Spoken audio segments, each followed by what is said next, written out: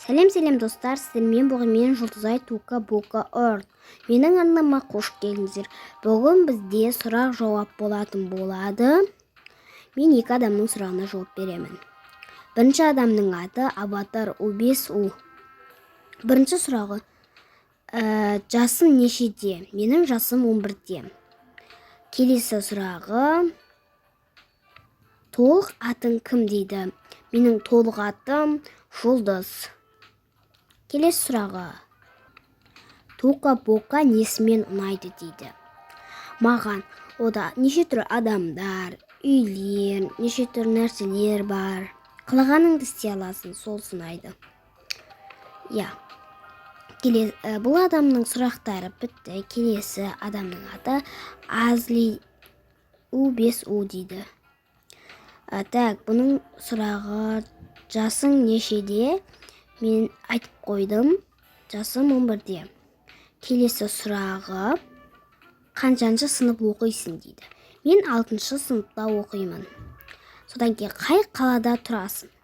Осы қыз менің қайда тұратынымды көп сұрайды. Енді жауабы: мен Түркістан облысы Көкжиде ауылында тұрамын. Келесі сұрақ: сүйікті Тука ютуберің Мерей Тока. Ол менің ең сүйікті ютубердің бірі. Мен осыған қарап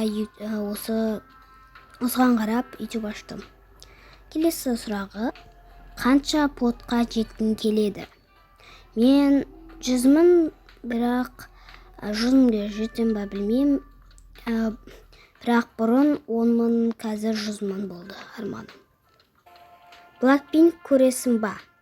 Жоқ, мен көрмеймін. Бұрын 9-10 жасымда қатты көріп ұнататынмын, жасап та көргенмін. Бірақ қазір ютуб ашқаннан бері оны жасамайым да, көрмеймін да. Лапкаң бар ма дейді? Лапкам жоқ, лапкаға қызықпаймын.